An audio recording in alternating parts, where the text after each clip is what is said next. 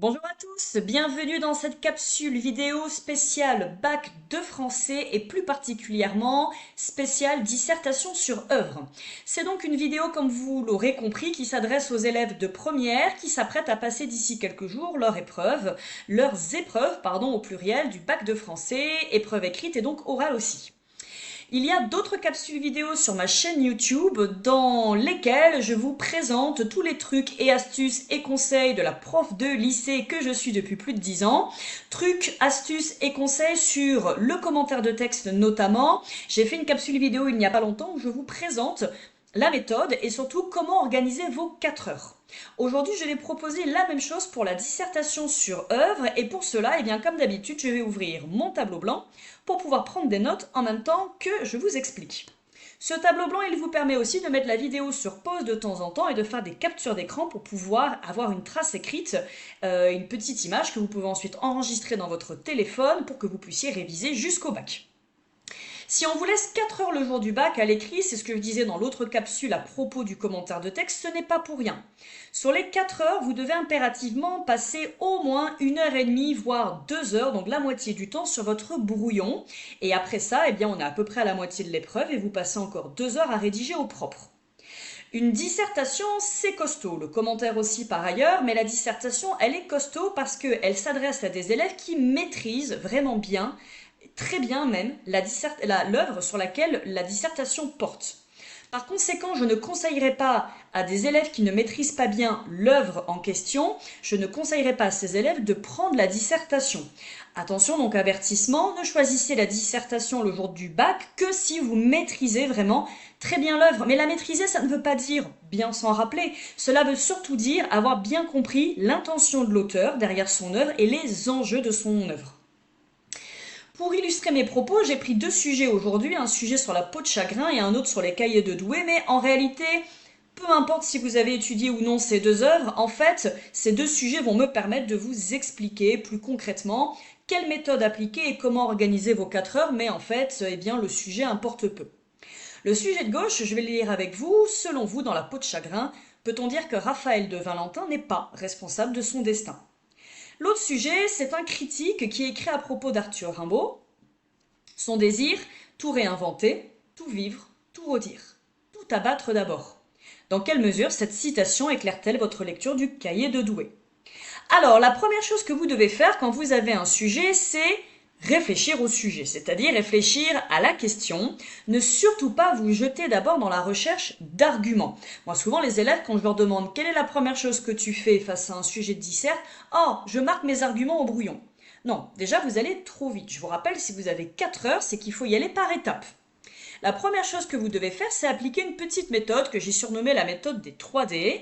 Et cette méthode des 3D, en réalité, va vous permettre de vous approprier le sujet et de partir dans la bonne direction. Si vous allez trop vite, que vous vous jetez déjà dans une recherche d'arguments ou pire encore que vous vous mettez déjà à rédiger au propre au bout d'une demi-heure, vous partirez dans la mauvaise direction ou alors du moins vous irez dans la bonne, mais vu que vous n'avez pas assez réfléchi au sujet au préalable, vous allez rester à la surface des choses et vous allez être vite à court d'arguments.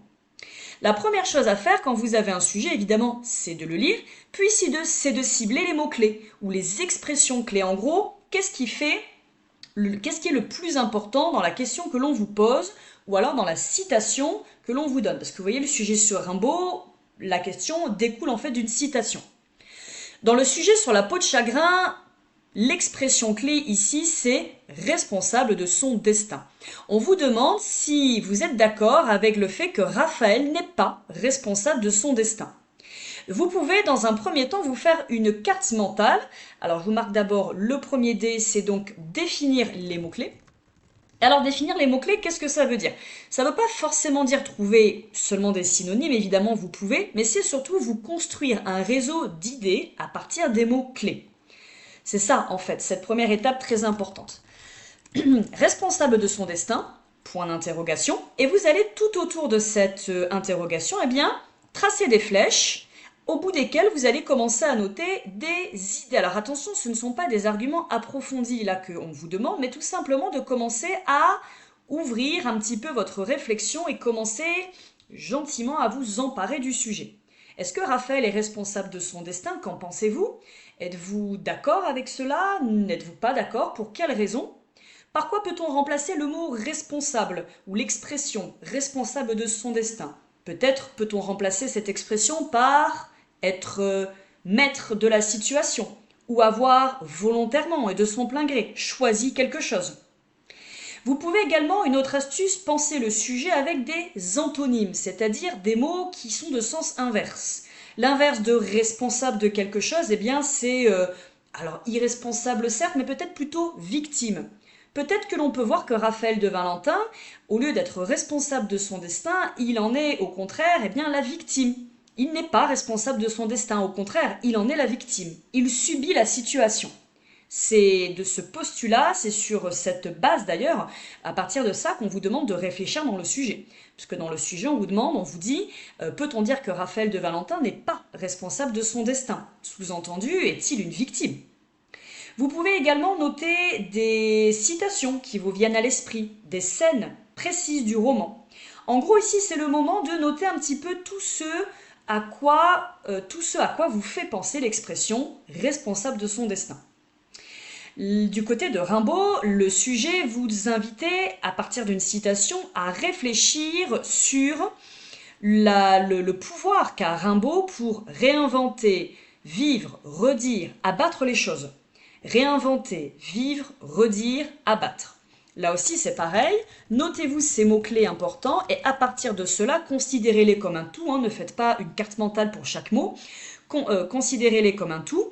Et bien, pareil que le sujet de Balzac, vous pouvez commencer à vous tracer une carte mentale avec des idées, des citations, des poèmes de Rimbaud qui vous font penser à cette notion de réinventer, vivre, redire, abattre. Le deuxième D dans la technique des 3D va être de délimiter le champ de réflexion. Alors là, il y a plusieurs choses en jeu. Déjà, il faut vous demander, est-ce que vous allez construire un plan thématique ou dialectique? Sur le sujet de Balzac, on part sur un dialectique. Peut-on dire que Raphaël de Valentin n'est pas responsable de son destin? Il n'est pas responsable de son destin pour certaines raisons, mais d'un côté, il est quand même pleinement responsable pour d'autres raisons. C'est un plan dialectique.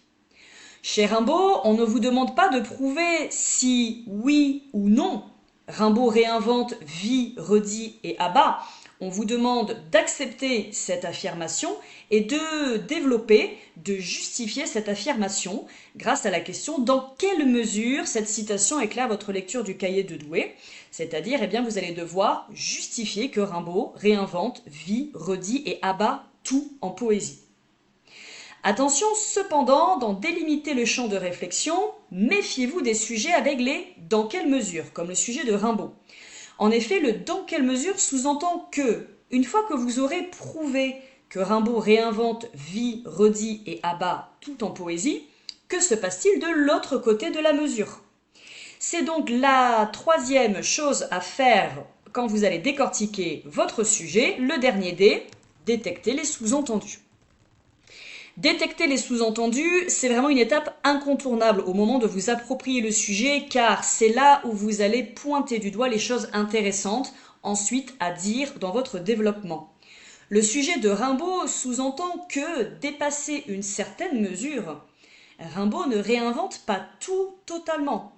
Et en effet, si vous avez étudié Rimbaud, vous savez que Rimbaud a une forte inspiration romantique. Alors oui, il propose une vision moderne et nouvelle de la poésie, mais il a une base. Vous savez que Rimbaud, notamment, s'est inspiré de Victor Hugo, grand poète romantique. Donc on ne peut pas dire que Rimbaud réinvente tout et abat tout en poésie. Là, il faut aller voir ce qu'il se passe de l'autre côté de la mesure. Pour le sujet de Balzac, la peau de chagrin, alors on l'a déjà un petit peu dit, mais en fait ici le sous-entendu c'est que Raphaël a probablement une part de responsabilité dans son destin. Et c'est ça qu'il va falloir que vous mentionnez dans la deuxième étape. Donc là vous voyez on passe à peu près 20 minutes à réfléchir à ce sujet avec une carte mentale assez 3D. Puis vous pouvez passer, alors on va dire 20 minutes, 30 minutes, vous avez le temps, consacrer environ 2 heures sur votre brouillon. Une fois que ça c'est fait, eh bien vous allez tracer un tableau, alors soit un tableau pour un plan dialectique ou alors un tableau pour un plan thématique. Et dans ce tableau, vous allez commencer à ranger vos premiers arguments. Alors j'oublie une petite chose dans la technique des 3D, pensez également à problématiser votre sujet quand vous allez détecter les sous-entendus. Problématiser, dans problématiser, il y a le mot problème. En gros, problème, c'est-à-dire qu'est-ce qu'on cherche à me faire dire à partir de ce sujet. Du côté de Rimbaud, on vient de le dire, la problématisation ici va consister à se demander, vous allez pointer du doigt que certes Rimbaud réinvente beaucoup de choses, mais que quelque part il a quand même des racines, notamment en s'inspirant d'une certaine tradition en poésie. Les thèmes romantiques, le sonnet notamment, la forme du sonnet.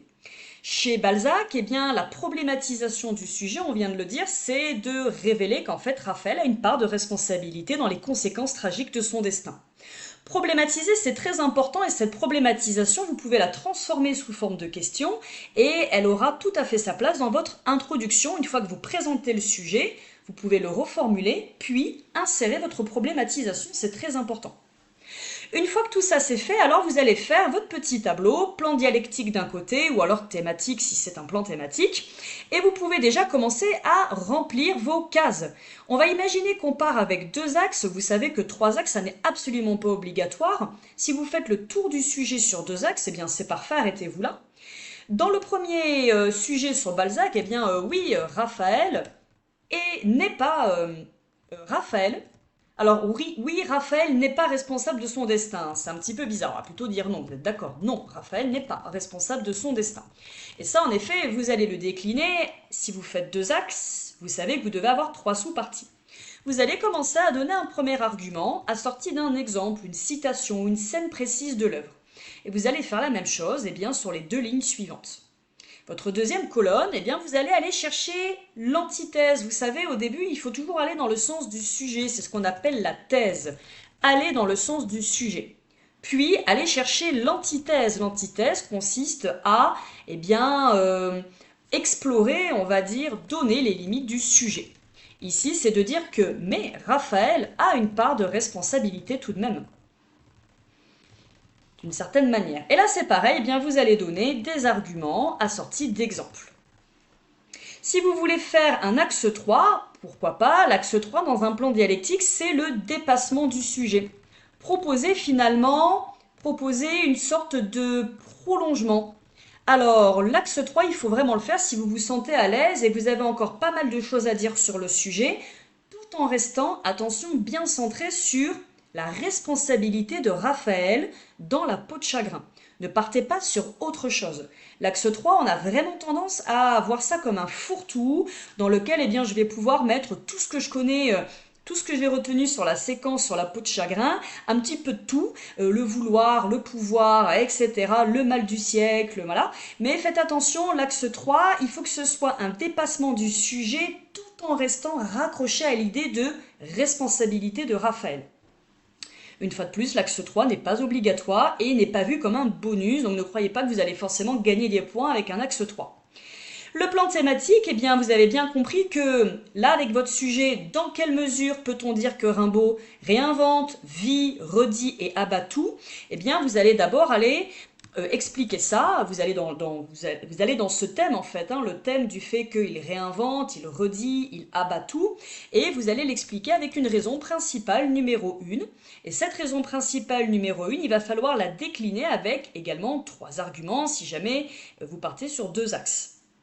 Pourquoi pas aussi donner une raison numéro 2? C'est vrai que le côté réinventé, le côté novateur, le côté moderne chez Rimbaud, il y a quand même de quoi dire, je pense qu'on pourrait faire 2 axes.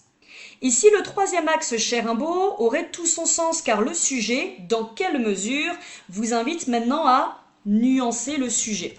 Le nuancer, comme pour le plan dialectique, donner les limites du sujet et dire que finalement Rimbaud ne réinvente pas tout non plus dans sa poésie. Ici, vous voyez que ce plan, les axes 1 et 2 sont purement thématiques et l'axe 3 vire plutôt au dialectique. Et là, vous apportez un plan vraiment complet. Une fois que vous avez rempli tout ce tableau, il vous reste encore environ 2 heures pour tout rédiger. Je ferai une autre capsule pour vous expliquer d'ailleurs comment rédiger votre dissertation, une méthode plus basée sur la rédaction. Là, c'était plutôt sur comment organiser vos 4 heures et notamment les 2 premières heures au brouillon. Je vous souhaite bonne chance pour vos épreuves, ne manquez pas toutes mes autres capsules à propos du bac et bon courage à tous. À bientôt.